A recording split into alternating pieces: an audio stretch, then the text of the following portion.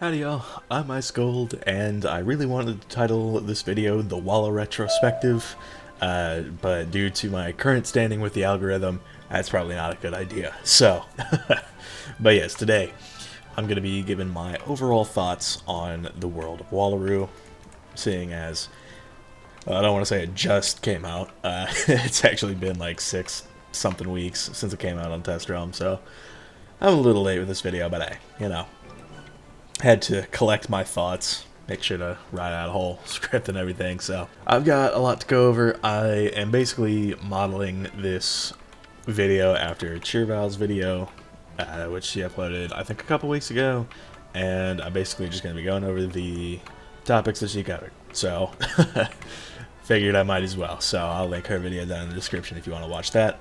So first on the list is going to be aesthetics and looks, and I'm gonna be honest, the sky in pretty much all of them look amazing. Like if I go to the eucalyptus forest, like you've seen multiple thumbnails that I've made here, like look at that, you know, it's the stars and all that, the moon, especially with the contrast with the pink lake and the rock and all that.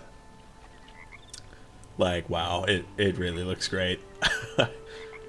So yeah, I mean, they really put in work. I noticed in Novus that they were putting in a lot more work when it came to the skyboxes, and they've honestly started to look as good as some pirate skyboxes.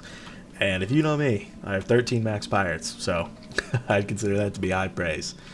I also really like some of the references. Crocodile Dundee was a funny thing to encounter, and let's not forget something that spoke to my tax and heart: the HEB in Hope Springs, the HERB, because apparently some guy named Herb or Herb, something like that, owns it. So, but you can see, you know, if you know, then you know.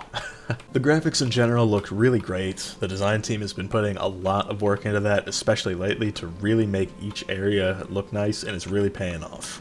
That being said, in the case of the Outback especially, you can put lipstick on a pig and call it pretty, but it's still a pig. This world, more so than the ones that came before it, suffers from an overabundance of just flat terrain. And if you're looking around, you can very easily see what I'm talking about. There is just not much here. Wawagong territory honestly suffers the same fate. Like, sure, there's a bunch of pathways snaking throughout, but it's still a mostly flat area that looks cool. Billabong Resort is on the same altitude all the way through, and I think the design team just sort of forgot about that and really just hoped we'd all be entranced by the skies and other graphics, which we absolutely were, but on my, like, 6th playthrough, the novelty of that started to wear off. Kind of like driving through rural Texas. And if you know, then you know. I remember the aeroplanes in Imperia and how good that looked, and they really pulled off that wide open space well because the graphics were great and I wasn't just running around on flat ground. But still though, I'd give the aesthetics and looks part of Wallaru a solid 8.5 out of 10 because the world really does look great. But if I have to run all the way across the Outback again, you know. Now, it's going to be a bit of a controversial take. I've seen Reddit posts and people in my comment section saying, you know, why do you want the world to be hard? Rah, rah. And you've got to remember, team, we're level 170.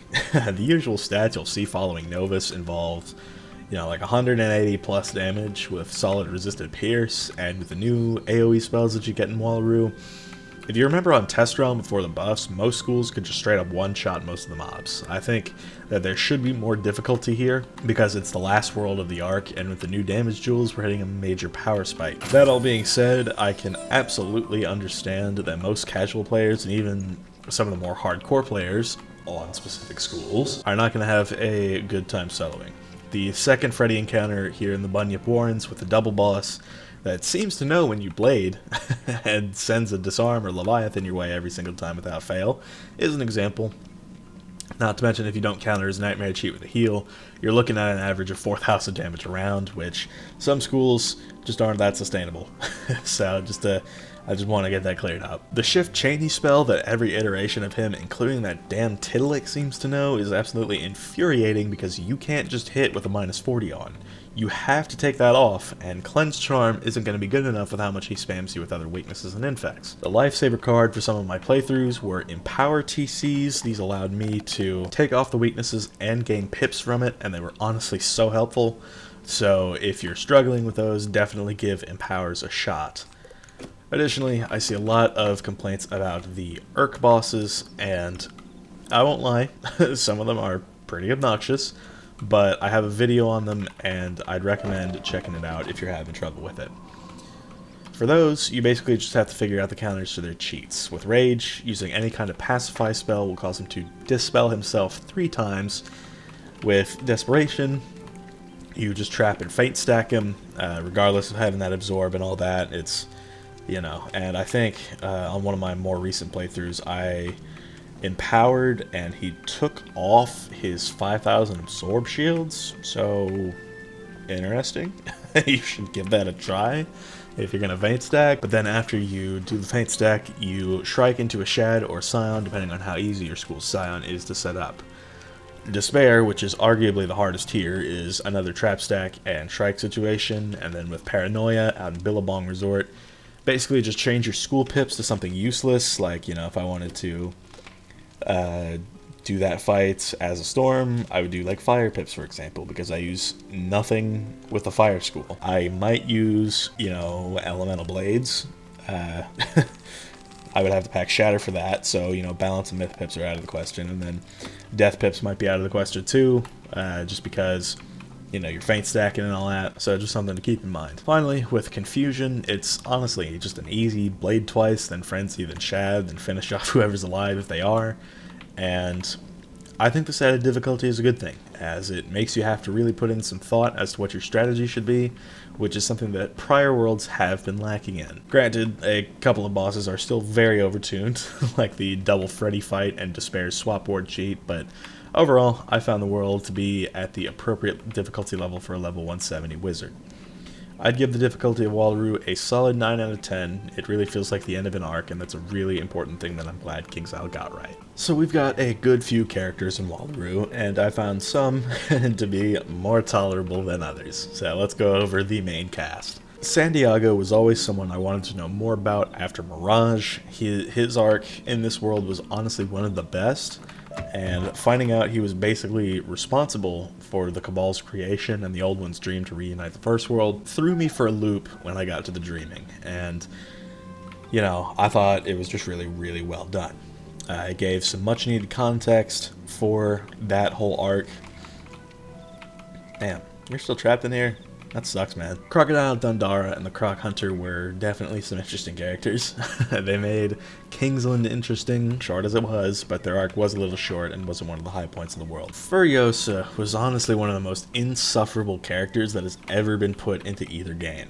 For reference, she is down there, in my honest opinion, with the likes of Empress Antusket, Mario de Mario, Ponce de Gabon, Sinbad, and I honestly can't think of any more characters that I hate this much. Furiosa and all of her emu riders had this dumbass song that really lost its flair the 3rd or 4th time I heard it. All of them just never stopped screaming. And for those of you who watch my streams when I was questing, it got to the point where the moment I heard her dialogue, I either immediately skipped it, or in the cases where I couldn't skip it, turned off the sound because I just didn't want to hear her voice, her screaming and all that. It was a whole thing. She had a mildly okay moment in the Dreaming where we found out why she did what she did, but I don't believe I've ever hated a character this much in all my years of playing both games. Mario and Sinbad's cases have me extremely worried for the future of the game's writing, but Mario will probably never come back, thankfully. Sinbad, on the other hand, is really gonna taint my opinion of Pirate for the foreseeable future, but hey, I mean, new content is new content, I guess. Medcalli was an interesting character, honestly. He vaguely reminded me of Robin Hood, except instead of giving to the needy, he just kept for himself to protect his land, which of course became respectable once we found out the judges were trying to steal it and turn it into a Valencian theme park for the second most insufferable character ever made. His arc didn't last too long, and he did get his justice in the end, so that was good. Freddy Croker was a really mysterious and interesting character, all the way up until we found out his goal was to reignite the Cabal's original goal of bringing the first world back via spreading the dreaming all over the spiral, which, if you'll recall, all the other Kabbalists were against. He was a really well-written character up until we found out he was really just some fringe Kabbalist, but you know, maybe we'll get some closure on his story when the Nightmare comes out. Now, Tim, I'm gonna say it, Judge Judy sucked. She was basically the embodiment of your average cop who's after money and power. And I was honestly so glad that we got to turn on her at the end there. Judge Veg was someone I was really hoping would return, and I was glad when he did and didn't want to string us along and fight us like Copycat and the Quake Charmer did in Novus. I liked his story arc, and him being the one to redeem the Cabal was a really nice way to end that chapter of our journey, considering it spanned 2 whole arcs.